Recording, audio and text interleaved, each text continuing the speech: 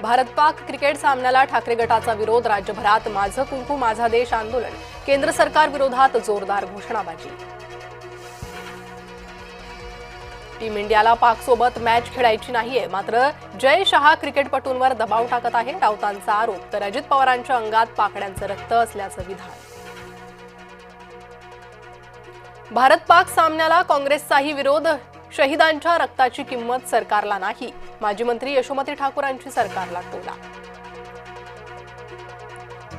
शरद पवार गटाचं नाशकात एक दिवसीय अधिवेशन, प्रदेशाध्यक्ष शशिकांत शिंदेंसह महत्त्वाचे नेते उपस्थित। पुण्यातील आयुष कोमकर हत्या प्रकरणी 4 जण अटकेत, आंदेकर कुटुंबातील 4 जणांना ठोकल्या बेड्या, पुणे पोलिसांनी गुजरातमधून केली अटक। नवी मुंबई विमानतळाला दिबा पाटलांचं नाव द्या, भिवंडी ते नवी मुंबईपर्यंत कार रॅलीचं आयोजन, खासदार सुरेश म्हात्रेंच्या नेतृत्वात रॅली। कल्याणमधील तहसीलदार अमित पुरीची मुजोरी, तहसीलदारांकडून आदिवासींना वाईट वागणूक, अमित पुरींच्या मुजोरीचा व्हिडिओ व्हायरल।